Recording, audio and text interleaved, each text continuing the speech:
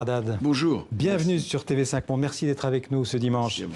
Vous êtes, je le disais, médecin psychiatre et psychanalyste, après avoir été ingénieur agronome en Afrique. Et vous êtes aussi, et peut-être surtout, écrivain, l'auteur d'une quinzaine de livres, notamment dans La main droite de Dieu, psychanalyse du fanatisme et le complexe de Caïn. Votre dernier livre qui vient de sortir s'intitule Le silence des prophètes aux éditions Salvator, des entretiens avec Marc Le Boucher. Qui sont les prophètes dont vous constatez, ou peut-être d'ailleurs dont vous dénoncez le silence? C'est l'absence de discours prophétique plutôt qui est pointé dans cet ouvrage, au moins dans sa première partie. Le discours prophétique, c'est le discours de la justice, c'est le discours de dénoncer les comportements, les injustices, les oppressions. Ouais. Vous dites dans la première partie de votre livre, il y en a trois. Ça s'intitule Jérémie revient. Donc Jérémie, oui, c'est un prophète c'est un des plus grands, oui. de l'Ancien Testament et de la Torah. Non, pas de la Torah. Enfin, la Torah, c'est le Pentateuque, mais c'est un des plus grands prophètes de la Bible hébraïque. Et vous poursuivez, ils sont devenus fous. Ils sont qui devenus est devenu fou? Ben, un peu tout le monde juif aujourd'hui. Et en particulier les intellectuels. Moi, ceux dont je me suis occupé, ce sont les intellectuels juifs français.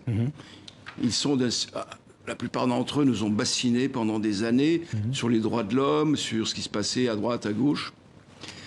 Et sur la question palestinienne, sur les exactions quotidiennes, les crimes qui se commettent en Israël contre les Palestiniens, silence radio.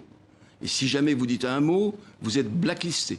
Oui, donc vous dites que la vie intellectuelle juive en France, je cite les mots que vous écrivez, est cadenassée, mise sous surveillance. Absolument. Et pas qu'en France d'ailleurs. En Allemagne, on a eu un exemple récemment où on a réussi à licencier le président du musée juif de Berlin, qui était un grand monsieur, a été obligé à démissionner parce que l'ambassade d'Israël n'a pas aimé une parole qu'il a prononcée. Donc canassé directement par l'ambassade d'Israël. Non, l'influence n'est pas aussi... L'ambassade d'Israël doit être pour beaucoup là-dedans. Ouais. Et elle a des ramifications nombreuses.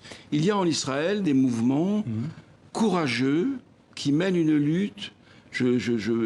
Moi-même, j'ai connu certains d'entre eux. J'ai connu les Leibovitz, vous le savez. On va en parler. Je l'ai traduit. J'ai connu Uri Avneri, un homme admirable. Je lis régulièrement Gideon Levy. Je connais Rafi, qui est le président de l'Association des médecins pour les droits de l'homme. On n'en parle jamais. Ces gens-là sont un peu isolés. Ces ONG sont un peu en perte de vitesse. On ne les soutient pas. On devrait les soutenir. C'est l'espoir. Ce qui veut dire que les intellectuels, et surtout les intellectuels juifs, devraient s'interdire de critiquer la politique du gouvernement israélien. Écoutez, indigné en ville, vous abordez, on vous coupe la parole tout de suite. Et je parle surtout des intellectuels médiatisés. Je ne veux pas citer de nom, tout le monde les connaît. Mais bon, il y a effectivement quand même d'autres personnes. Mais tout le monde n'est pas comme vous, n'invite pas les francs-tireurs à parler... La situation qui vous choque en particulier, c'est la situation des Palestiniens. Des Palestiniens et aujourd'hui aussi des Iraniens. Qu'est-ce qu'on fait à l'Iran aujourd'hui? L'Iran avait signé un accord qui a été considéré comme excellent. Vous savez par qui? Par les services secrets israéliens qui ont fait un rapport là-dessus. Ils ont dit cet accord est excellent. Monsieur Netanyahou, cette grande gueule corrompue qui va terminer sa carrière en prison, tout le monde le sait, et qui a mené une lutte contre ces accords et les a fait capoter. Et aujourd'hui, on accuse les Iraniens de ne pas respecter leurs engagements. Mais on se moque de qui? On capture un bateau iranien au détroit de Gibraltar. On veut la guerre, mais la guerre contre l'Iran, vous savez, ça va être très très grave. Les Iraniens sont des grands joueurs d'échecs. Ils savent ce qui... C'est pas des fous, les Iraniens. C'est pas Daesh, l'Iran. Et donc, on va à la guerre, mais vous vous rendez compte? Au lieu de prôner l'accord, au lieu de prôner le dialogue, l'Iran est un grand pays, une grande civilisation, un grand ami du peuple juif. Et au lieu de cela, on le traîne dans la boue, on affame la population iranienne. Ceci me révolte et j'ai tenu à le dire. Vous l'avez dit, dans votre livre, vous ne parlez pas de l'Iran, vous parlez des Palestiniens. Comment on peut résoudre politiquement la question palestinienne? Est-ce que vous croyez encore à la solution de deux États côte à côte ou une autre solution, un État binational? Le gouvernement, la politique israélienne, et qui n'est pas seulement celle de Netanyahou, il faut quand même le souligner, depuis 1967. On a tout fait pour que la solution à deux États ne soit pas possible. La politique sioniste est contre la solution à deux États. La politique, ce qu'ils veulent, c'est des négociations de paix, mais pas de paix. Ça, pour négocier, pour faire des plans, on peut en faire. Mais arriver à une solution, ils ne veulent pas.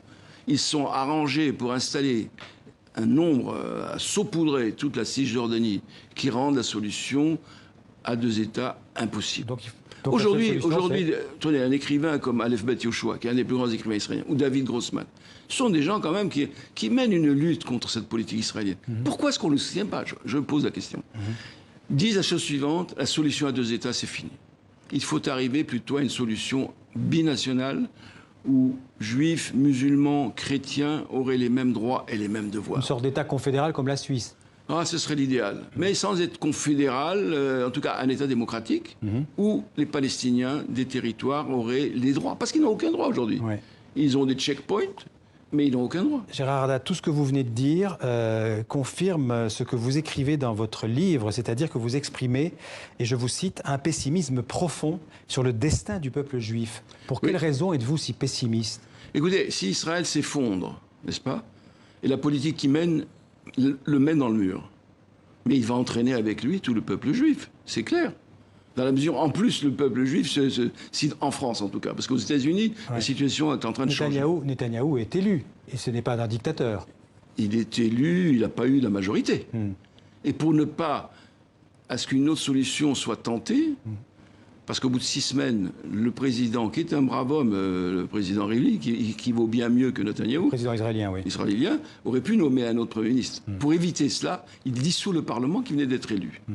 Donc, démocratique, jusqu'à un certain point. Une bonne partie de la population palestinienne n'a pas droit de vote.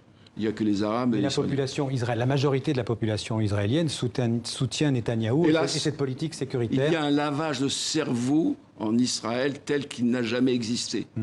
En agitant la crainte d'une Shoah, en agitant le nationalisme, en agitant la religion. Tout cela mène la mentalité israélienne dans une espèce d'exaltation nationaliste qui est raciste et qui crée aujourd'hui un état d'apartheid. Vous dites même qu'une partie de la société israélienne méprise le judaïsme de la diaspora que vous représentez. Pourquoi? Parce que le judaïsme de la diaspora est différent du judaïsme d'Israël. Le judaïsme, c'est la religion. C'est-à-dire, pour ceux qui pratiquent la religion, il y a des règles religieuses. Bon, bref. Mais, disons, la population juive de la diaspora est considérée, est méprisée, ce qu'on appelle la galoute. L'esprit galoutique, c'est pas d'aujourd'hui. Hein. Moi, quand j'ai fait mon alia, moi, je me suis installé en Israël. Ouais. Et j'ai pu toucher du doigt ces choses-là. L'esprit galoutique, c'est l'esprit de compromis, c'est l'esprit de dialogue. En Israël, on ne dialogue pas. On est cynique, on veut tout obtenir. Tout ce qui est à toi est à moi, et tout ce qui est à moi est à moi. C'est une phrase du Talmud. Ouais. Et donc, voilà la mentalité qui règne là-bas. Ouais. Vous indiquez dans le livre que vous avez eu 2 maîtres qui ont profondément orienté votre vie. Vous avez parlé du premier qui est Yeshayahu Leibovitz. C'est peut-être le deuxième, lui. Ouais. Le premier était Jacques Lacan, quand même. Et donc en quoi Leibovitz a été fondamental dans votre vie? Leibovitz a été un tremblement de terre dans la pensée israélienne. Et Leibovitz, en 67, quand tout le monde s'excitait sur la victoire de la guerre des 6 jours, il a osé dire quelque chose dans ce goût. Cette victoire militaire est la plus grande catastrophe de l'histoire juive depuis Auschwitz. Nous allons devenir un peuple d'oppresseurs, de tortionnaires, de colonialistes. Il avait vu. Il a dit tout ça. En 67, il a traité le rabbinat israélien de clown. Le grand rabbin Gorel, il disait, voilà, c'est l'âne sur lequel... C'est pour cette raison d'ailleurs qu'il s'est fait beaucoup d'ennemis en Israël. Hein. Il avait quand même aussi beaucoup, il était très admiré. Vous savez, Leibovitz, c'était une montagne. Ouais. C'était un érudit comme il en existe peut-être pas 3 ou 4 dans un siècle. C'était un professeur de biochimie du cerveau, c'était un talmudiste, c'était un philosophe, et il parlait 18-19 langues. C'était un homme très religieux, donc c'est pas la question de la religion. Et il avait perçu la catastrophe dans laquelle la politique coloniale israélienne mène l'ensemble du peuple juif. Et donc c'est pour défendre le peuple juif que je prends la parole. C'est pas du tout, comme certains me disent, vous avez la haine de vous. C'est vous qui avez la haine de vous. C'est vous qui avez la haine de l'héritage juif, l'héritage de Jérémie, qui a été en prison pour défendre ces valeurs. Alors dans ce livre, vous parlez aussi beaucoup de vous, notamment de Jacques Lacan, de ce premier maître que vous avez vu, ce psychanalyste. Une rencontre qui aurait été pour vous, comme vous le dites, comme une renaissance. Ah bah, à l'époque, quand je l'ai connu, je sortais de mes rizières sénégalaises et il a transformé totalement ma vie, tous les aspects de ma vie. Au bout d'1 an, je me suis mis à faire des études de médecine, je me suis intéressé... C'était un grand maître, Lacan. Il y en a eu quelques-uns de cette époque. Aujourd'hui, malheureusement, nous n'en avons plus. Les Lévi-Strauss, les Michel Foucault et quelques autres. C'était une génération, la mienne, c'est une génération formidable. Il m'a ouvert à la pensée, il m'a donné le goût de tout cela. Il a réveillé en moi ce qui était refoulé. Mon intérêt pour le judaïsme, c'est lui qui me l'a... Est-ce que la psychanalyse a vivifié votre foi ou au contraire, est-ce qu'elle l'a éteinte? Au contraire. Moi, quand je l'ai rencontré, ma foi a disparu. J'étais un militant athée. Oui. Et aujourd'hui, je suis concerné par ces questions de la foi, la question de Dieu, qui est fondamentale quand même. Oui. C'est la psychanalyse qui les a éveillés. Parce qu'elles sont en nous tous. Et la psychanalyse, normalement, a pour fonction d'éveiller l'homme à ce qu'il est vraiment. Oui. C'est pas un enseignement qu'on reçoit. Oui. C'est soi-même qui se réalisons à travers sa cure. Et aujourd'hui, vous vous considérez comme athée? Non. Non. C'est une question très compliquée à laquelle j'ai essayé de répondre. C'est trop facile, ça. Je pense que plutôt, moi, si j'avais, comme ferait Pascal, je suis plutôt croyant. Oui. Et c'est au nom, au fond, de Dieu que je trouve la politique telle qu'elle est menée aujourd'hui catastrophique. Pour revenir au titre de votre livre, Notre époque, nos sociétés, elles ont besoin de prophètes. Vous savez, c'est quoi, dans le livre, j'ai essayé de définir un peu comme ça. La prophétie, c'est le goût de la vérité. Si le goût de la vérité disparaît, nos sociétés s'effondrent. Notre malaise aujourd'hui général, c'est parce que la vérité est une notion qui n'est pas tellement à la mode. Aujourd'hui, c'est les faux discours, les mensonges. D'ailleurs, ça ne date pas d'aujourd'hui. Hein. Dans la culture française, il y a un gros héritage de mensonges que je ramène pour ma part à l'héritage sartrien et de Madame de Beauvoir, qui nous ont raconté des grosses blagues. Mais voilà. C'est un mot de la fin, parce que...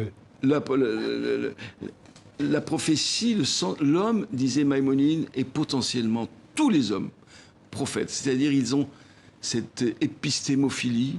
Malheureusement, nous la refoulons.